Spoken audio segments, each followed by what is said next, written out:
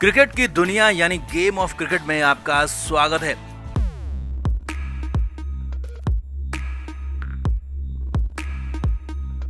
World cup से बहुत ज्यादा बेआबरू होकर हमारी टीम की टीम इंडिया की विदाई हो चुकी है और अब तो हालात ऐसे हैं कि क्रिकेट एक्सपर्ट्स के साथ साथ क्रिकेट फैंस भी टीम इंडिया के प्रदर्शन पर खिलाड़ियों पर लगातार सवाल उठा रहे हैं। अब खिलाड़ियों ने पूरी तरह से सरेंडर किया, विपक्षी टीम के सामने आगे ढेर हो गए, लेकिन क्या सिर्फ खिलाड़ियों की गलती है? नहीं, बिल्कुल नहीं, क्योंकि टीम के साथ जो कोचिंग स्टाफ है जो लगातार फालतू के प्रयोग करते रहे, टीम के साथ खिलवाड़ करते रहे, वो कोचिंग स्टाफ भी पूरी तरह से यह कहें कि और भी ज्यादा इस हार की, इस शर्मनाक खेल के जिम्मेदार हैं। जी हां, राहुल द्रविड़ की लीडरशिप में कोचिंग स्टाफ ने पूरी तरह से टीम को पिछले एक साल में बर्बाद कर दिया और बीसीसीआई ने इसीलिए राहुल द्रविड़ से जवाब तलब कर लिया है और हार पर 10 पॉइंट्स में जवाब मांगा गया है। बीसीसीआई संतुष्ट नहीं हुआ तो पूरी की पूरी कोचिंग टीम, राहुल द्रविड़ की पूरी टीम बर्खास्त होगी, बाहर हो जाएगी। जी हां, तो बताते हैं आपको कौन कौन से हैं वो 10 पॉइंट्स जिन पर मांगा गया है राहुल द्रविड़ से जवाब,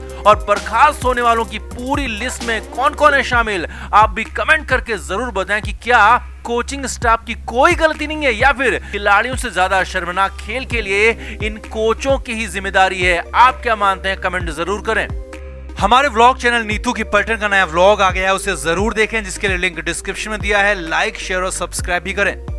तो टीम इंडिया को पिछले साल T20 वर्ल्ड कप के बाद नया कोचिंग स्टाफ मिला। रवि शास्त्री और उनकी टीम ने इस्तीफा दिया और राहुल द्रविड़ को नया कोच बनाया गया। अब आते ही राहुल द्रविड़ ने फालतू और बेमतलब के प्रयोगों की झड़ी लगा दी। एक साल में भारतीय टीम के 7 नए कप्तान बना दिए, अनगिनत खिलाड़ियों को आजमा दिया, लेकिन वर्ल्ड कप के लिए 11 खिलाड़ी तय नहीं कर पाए। और यही नहीं, जबरदस्ती बूढ़े हो चुके, थक चुके, खेल से बाहर हो चुके रवि अश्विन, भुवनेश्वर कुमार, KL राहुल, मोहम्मद शमी जैसों पर जबरदस्ती दांव लगाया गया और नतीजा सबके सामने है। और अब तक रोहित शर्मा की कप्तानी जाने की बात हो रही थी, राहुल को कप्तानी से हटाने की बात हो रही थी, लेकिन अब पूरे कोचिंग स्टाफ को ही बर्खास्त किया जा सकता है। जी हां, 10 पॉइंट्स में राहुल द्रविड़ से इस शर्मनाक खेल पर जवाब तलब किया गया। पहले वो 10 पॉइंट्स आपको बताते हैं और फिर बताएंगे कि कोचिंग स्टाफ से बाहर होने वालों की लिस्ट में कौन कौन शामिल है। अब पहला पॉइंट, राहुल द्रविड़ से पूछा गया है कि आपको 1 साल पूरा दिया गया तो आपने 1 साल में क्या सिर्फ 11 खिलाड़ी भी नहीं चुने, क्योंकि इस वर्ल्ड कप में खेलने वाली टीम में पिछले साल यानी कि 2021 के वर्ल्ड कप से सिर्फ 2 ही खिलाड़ी अलग थे और वो थे अक्षर पटेल और अर्शदीप सिंह, और दोनों ही मजबूरी के चलते खेले क्योंकि जडेजा और बुमराह चोटिल थे। यानी कि पिछले 1 साल में प्रयोगों की झड़ी लगाई गई, दुनिया भर के खिलाड़ी आजमाए गए, लेकिन खेली वही टीम जो कि 2021 के वर्ल्ड कप में खेली थी। और इसका मतलब यह है कि राहुल द्रविड़ ने पूरे 1 साल में कुछ भी नहीं किया, कोई नया खिलाड़ी तैयार ही नहीं किया। दूसरा पॉइंट, राहुल द्रविड़ से पूछा गया है कि आपको कोच बनाया गया था, तब भी आपको पता था कि वर्ल्ड कप ऑस्ट्रेलिया में होना है, तो आपने कोई फास्ट बॉलर टीम के लिए तैयार क्यों नहीं किया? क्यों कोई फास्ट बॉलर टीम में नहीं चुना गया? क्योंकि सारे के सारे बॉलर 120 किलोमीटर की स्पीड से फेंकने वाले बॉलर चुने गए, चाहे वो भुवी हो, अर्शदीप हो, हर्षल पटेल या फिर शमी। कोई भी 120-130 से ऊपर की स्पीड में बॉल नहीं फेंक सकता, जबकि ऑस्ट्रेलिया में तेजी और उछाल के साथ बॉलिंग करने वाले बॉलर ही सक्सेसफुल रहे और हर टीम के पास ऐसे गेंदबाज हैं, लेकिन भारत के पास एक भी नहीं था। तीसरा पॉइंट, राहुल द्रविड़ से तीसरा सवाल यह पूछा गया है कि जब पूरी दुनिया के लेग स्पिनर्स ने वर्ल्ड कप में बेहतरीन खेल दिखाया और अपनी टीम के लिए मैच विनर साबित हुए, फिर वो चाहे पाकिस्तान के शादाब हों, इंग्लैंड के आदिल रशीद हों, ऑस्ट्रेलिया के एडम जंपा, न्यूजीलैंड के ईश शोडी और भी कई नाम है, लेकिन आपके पास world class leg spinner Yuzvendra Chahal के होने के बाद भी उसे प्लेइंग 11 में जगह क्यों नहीं दी गई? क्यों जबरदस्ती पिटाई खा रहे रवि अश्विन और अक्षर पटेल को खिलाया गया? चौथा पॉइंट, राहुल द्रविड़ से चौथा बड़ा सवाल पूछा गया है कि क्या KL राहुल को सिर्फ इसलिए लगातार खिलाया गया कि वो वाइस कैप्टन है, क्योंकि पहले 3 मैचों में फेल रहा और उसके बाद भी सिर्फ 2 कमजोर टीमों के खिलाफ अर्धशतक लगाया और फिर सेमीफाइनल में इंग्लैंड के सामने एक बार फिर ढेर हो गया। बीसीसीआई ने यहाँ तक पूछ लिया है कि अगर सिर्फ उपकप्तान होने से किसी की प्लेइंग 11 में जगह पक्की हो रही है तो बीसीसीआई आगे से उपकप्तान के नाम की घोषणा ही नहीं करेगा। जी हाँ, बड़ी बात बीसीसीआई की तरफ से कही गई है और सिर्फ कप्तान के अनफिट होने पर ही बताया जाएगा कि उपकप्तान टीम का कौन है।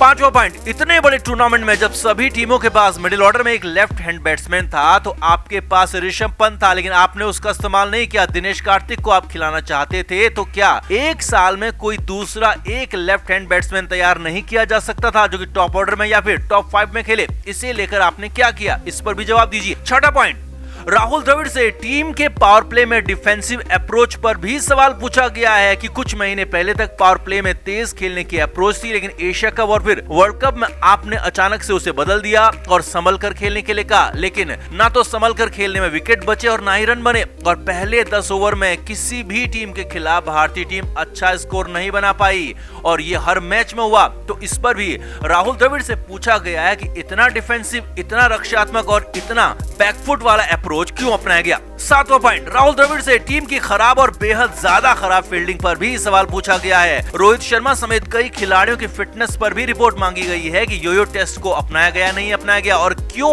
योयो टेस्ट को मानक नहीं बनाया गया, क्यों खिलाड़ियों को तोंद के साथ खेलने की परमिशन दी गई, क्यों खिलाड़ियों को फिट नहीं रखा गया जबकि आपके पास पूरा एक साल था।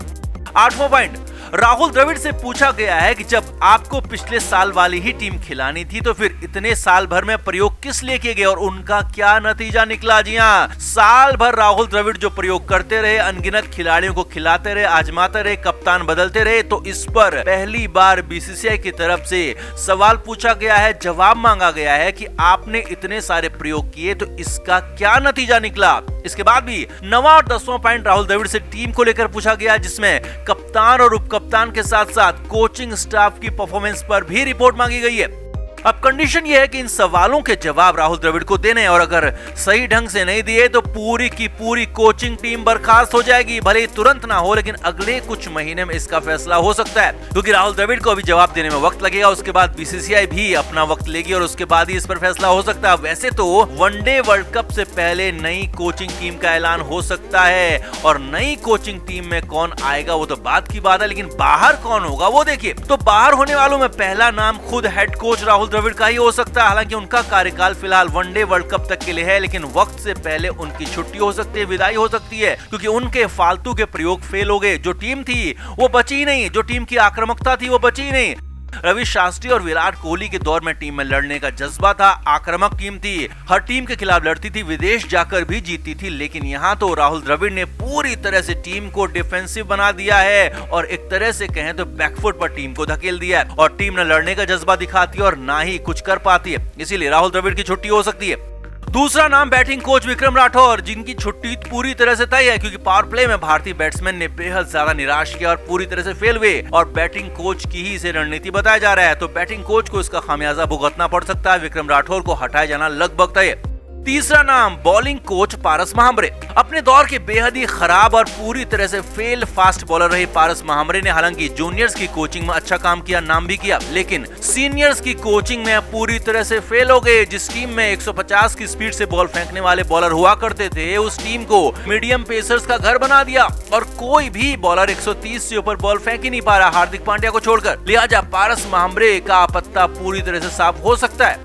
चौथा नाम फील्डिंग कोच टी दिलीप। जी हाँ, फील्डिंग कोच की भी विदाई हो सकती है, क्योंकि पूरे टूर्नामेंट में भारत ने कई सारे कैचेस छोड़े, कई जगह पर मिसफील्ड भी होती रही और इसका खामियाजा टीम को हार के रूप में भुगतना पड़ा। लिहाजा फील्डिंग कोच की भी छुट्टी यहाँ हो सकती है। अब इस सब कुछ तय करेगा राहुल द्रविड़ के जवाब पर, जो कि 10 पॉइंट्स के जवाब क्या देते हैं, क्या बीसीसीआई को संतुष्ट कर पाते हैं या नहीं कर पाते हैं। क्योंकि इस बार तो राहुल द्रविड़ का पक्ष लेने के लिए बोर्ड में सौरव गांगुली भी बीसीसीआई के अध्यक्ष नहीं है। लिहाजा राहुल द्रविड़ के लिए, उनकी टीम के लिए बहुत सारी मुश्किलें आ चुकी हैं और अगले कुछ महीनों में और ज्यादा मुश्किलें उनके लिए आ सकती हैं। तो आपका क्या मानना है, कोचिंग स्टाफ में से किसे तुरंत हटाया जाना चाहिए और आप इन 10 पॉइंट्स में से किस में सहमत हैं, किस में नहीं? आप भी कमेंट बॉक्स में जरूर बताएं, वीडियो को शेयर भी करें। हमारे व्लॉग चैनल नीतू की पलटन का नया व्लॉग आ गया है, उसे जरूर देखें, जिसके लिए लिंक डिस्क्रिप्शन में दिया है। लाइक, शेयर और सब्सक्राइब भी करें। क्रिकेट के हर नए अपडेट के लिए गेम ऑफ क्रिकेट को सब्सक्राइब करें और उसके बाद बेल आइकन को प्रेस करना ना भूलें, ताकि सिर्फ आपको मिले गेम ऑफ क्रिकेट की हर खबर सबसे पहले।